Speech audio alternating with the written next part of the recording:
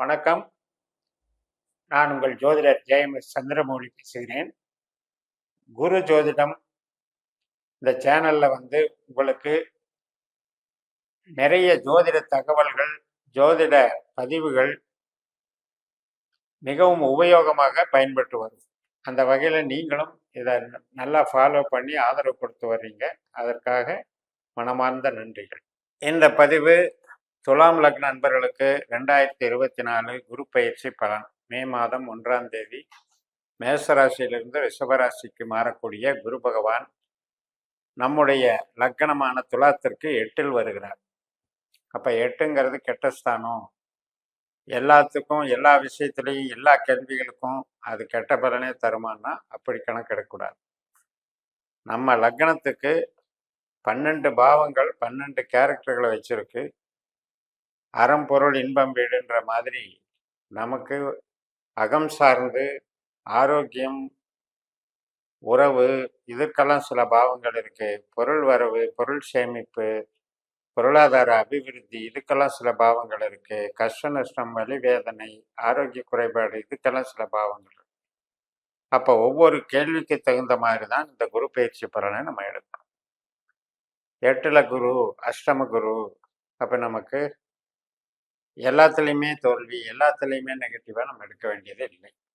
இப்போ ஆக்சுவலாக குரு தன்னுடைய நட்சத்திர ஆற்றல் இருக்கக்கூடிய இடமான மிதுனம், துலாம், கும்பம், இந்த 3 ராசிகளுக்கு அந்த ராசிகளுடைய வீரியத்தை குறைக்கிற வகையில தான் இந்த ரிஷபராசியில போறார். அப்படின்னா என்ன அர்த்தம்? துலா லக்னத்துக்கு நமக்கு 9ஆம் இடம் அப்படிங்கிறது மிதுனம். இந்த 9ஆம் இடங்கிறது என்ன?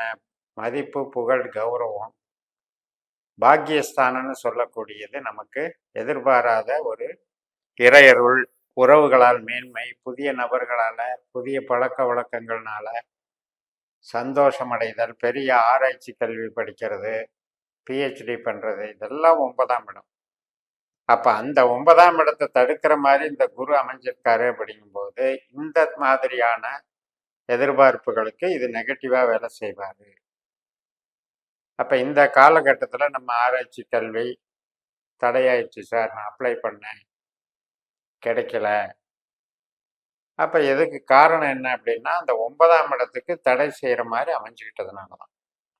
அதே மாதிரி வெளிநாடு தொடர்பு, வெளிநாட்டு கல்விக்கெல்லாம் ஏற்படக்கூடிய தடைகள், பூர்வீக சார்ந்த கஷ்ட நஷ்டங்கள், தந்தை வர்க்கம், குலதெய்வ கோயில், பூர்வீக சொத்து, இதில் ஏற்படக்கூடிய நஷ்ட கஷ்டங்களை குறிக்கிறது. அப்ப எது மைனஸு, எதுக்கு ப்ளஸ்ன்னு பார்க்கணும். இப்போ இதே மைனஸுக்கு வேற என்ன ப்ளஸ் இருக்கு அப்படின்னு பார்த்தீங்கன்னா, நம்ம கையிருப்பு பணம், வேலை பார்க்குறோம், சம்பாதிக்கிறோம், அல்லது ஒரு சர்வீஸ் பண்ணுறோம், சம்பாதிக்கிறோம், சொந்த தொழில் பண்ணுறோம், சம்பாதிக்கிறோம். இந்த சம்பாத்தியத்துக்கு பெருசாக பிரேக் ஆகாது, பெருசாக பாதிக்காது, நஷ்டப்படுத்தாது. அதனால நஷ்டம், கஷ்டம் அப்படிங்கிறது மனம் அனுபவிக்கிறது. அப்படின்னா இப்போ ஒரு சில விஷயத்துல நாம யாரையாவது நம்பி நம்ம பணத்தை இறக்கப்பட்டு கொடுக்குறோன்னு வைங்க, அது வேற விஷயம். அதனால நம்ம பணம் போய் மாட்டிக்கிறது, நஷ்டமாகிறது, அது அப்பார்ட் ஃப்ரம் நம்ம ரெகுலர் ஒர்க்குக்கு அப்பாற்பட்டு நடக்கிற விஷயம். அப்படி பெறக்கூடிய கஷ்ட நஷ்டம்தான் இந்த குரு செய்வார ஒழிய நம்ம ஏற்கனவே வேலையில இருக்கிற தொழில பண்ண மாட்டார். ஒரு ஆவணங்கள் புதுப்பிக்கிறது, கிரயம் பண்றதுக்கு, அக்ரிமெண்ட் போடுறதுக்கு, இடம் மாற்றத்துக்கு, இடம் விற்கிறதுக்கு, இதுக்கெல்லாம் கொஞ்சம் உதவிகள் கிடைக்கும், ஏதோ ஒரு சப்போர்ட் கிடைக்கும். உடனே நடந்துடாது, ஆனா குரு ஏதோ ஒரு வகையில பண்ணி வச்சிருவார். வீடு கட்டுறதுக்கு சாதகமாக இருக்கும். வீடு, இடம், வாகனம் வாங்குறது, இதுக்கெல்லாம் சாதகமாக இருக்கும். தாயாருடைய உடல்நிலை, ஆரோக்கியம், வளர்ச்சி இதெல்லாம் நல்லா இருக்கும். அப்ப ஒரு இடத்துல ஒரு கிரகம் இருக்குங்கிறது நம்ம கேள்விகளை பொறுத்து நமக்கு நன்மையா தீமையாங்கிறத பார்க்கணும். இப்ப நமக்கு குழந்தைகள் சார்ந்த பலாபலன் இந்த வருஷம் இந்த குரு பயிற்சியில எப்படி இருக்கும், அல்லது நான் மன நிம்மதி, சந்தோஷம், என்னுடைய கலை படைப்புகள், என்னுடைய தனித்திறமைகள் அங்கீகாரம் பெறுமா, வெளிப்படுமா, வளர்ச்சி பெறுமா அப்படின்ற கேள்விக்கெல்லாம் கொஞ்சம் சிக்கல் தான். அப்ப நம்ம லக்னத்துல தான் குருவோட நட்சத்திரம் வந்து விசாகமா இருக்கு. 5ஆம் இடத்துல தான் அது பூரட்டாதியா இருக்கு கும்பத்துல. 9ஆம் இடமான மிதுனத்துல தான் அது புனர்பூசமா இருக்கு. இந்த 1, 5, 9ங்கிறதுக்கு சந்தோஷம், மகிழ்ச்சி, புகழ், கௌரவம், பூர்வீகம், வெளிநாட்டு தொடர்பு, இறையருள் இதுக்கெல்லாம் கொஞ்சம் நெகட்டிவ்னு புரிஞ்சுக்கோங்க. அப்ப இது சார்ந்த கேள்விகளுக்கு அது நெகட்டிவா இருக்கும். ஆனா அதே நேரத்துல தொழிலை கெடுக்குமானா கெடுக்காது. தொழிலை பலப்படுத்தும். அதே போல ஒரு ஒர்க் பண்றோம். அந்த ஒர்க்ல வந்து ஓவர் டைம் ஒர்க் பண்ண வேண்டியது. 8ஆம் இடம் என்பது என்னன்னா அதீதமான உழைப்பு, கடின உழைப்பு.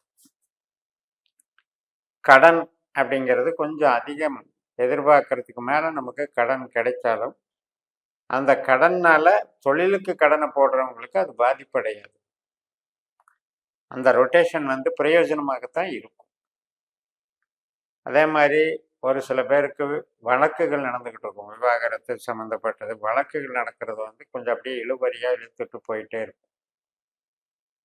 உடல் உபாதைகள்ல கொஞ்சம் எச்சரிக்கையா பார்த்துக்கணும். 8ஆம் இடத்துல குரு அப்படிங்கும்போது லக்னத்துக்கே அது 8ஆம் இடம் இல்லையா? அப்ப உடல் சார்ந்த விஷயங்கள், அடிவயிறு தொல்லை, கொலஸ்ட்ராலு, சுகரு மற்றும் நமக்கு தசை பிடிப்பு சம்பந்தப்பட்ட நோய்கள், ஹீமோகுளோபின் சொல்லக்கூடிய நோய் எதிர்ப்பு சக்தி இதெல்லாம் வந்து கொஞ்சம் வேலை செய்யும். இப்போ உடம்புல கட்டிகள் வர்றதுக்கும் குரு தான் காரணம். இப்போ வந்து சுக்கிரனுடைய வீட்டில் ரிஷபத்தில் இருக்கிறதுனால இஎன்டி ப்ராப்ளம், தைராய்டு சம்மந்தப்பட்ட ஹார்மோன் ப்ராப்ளம் இது சார்ந்து நம்ம இயங்கும். அப்போ ஆரோக்கிய ரீதியாக இந்த அட்டம குரு கொஞ்சம் படுத்தும்னு எடுத்துக்கலாம். ஆனால் பணிவாக இருந்துக்கிட்டு 8ஆம் இடம் என்பது என்னன்னா அகலக்கால் வைக்காம நாம் வந்து உழைப்பாளியாக நம்மளை காமிச்சிக்கிட்டோம் அப்படின்னா பணிவை தேர்ந்து இது பண்ணிட்டு போனோம்னா பாதிக்க மாட்டார். இந்த பெருசாக அந்த வலி வேதனையை தரமாட்டார். நம்மளை நாமளே தாழ்த்திக்கும் போது அது ஒரு பரிகாரமாக அது வேலை செய்யும். அது மாதிரி பூர்வீகம் சார்ந்த வழக்குகள் பிரச்சனைகளுக்கு இப்போ வந்து முன்னெடுக்கக்கூடாது, தலையிடக்கூடாது, தேவையில்லாமல் அதில் வந்து எதிர்பார்த்துக்கிட்டு இன்வால்வ் ஆகிட்டு டைம் வேஸ்ட் பண்ணிட்டு இருக்கக்கூடாது. இந்த காலகட்டத்தை கடந்து செல்ல வேண்டும். தொழில் வந்து புதுசாக ஆரம்பிக்கலான்னு இருக்கிறவங்க அவங்களுடைய ஃபீல்டு என்ன, ஆமாம் ஜனன ஜாதகத்துக்கு தகுந்த மாதிரி என்ன ஃபீல்டுன்னு செலக்ட் பண்ணி அதுக்குண்டான அமைப்பில் இப்போ தொடங்கினாங்கன்னா இந்த குரு சப்போர்ட் பண்ணுவார்.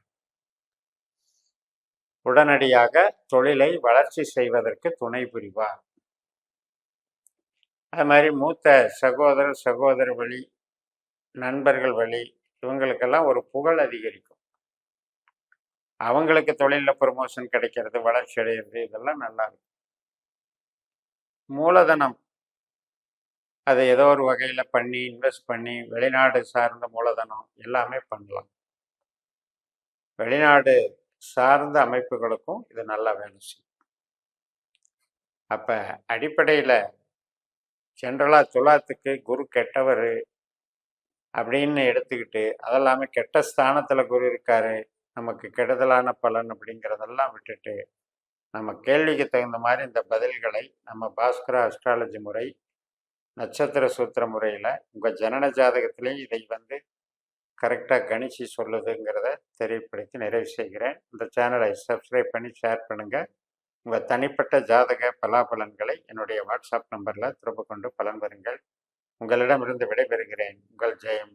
நன்றி, வணக்கம்.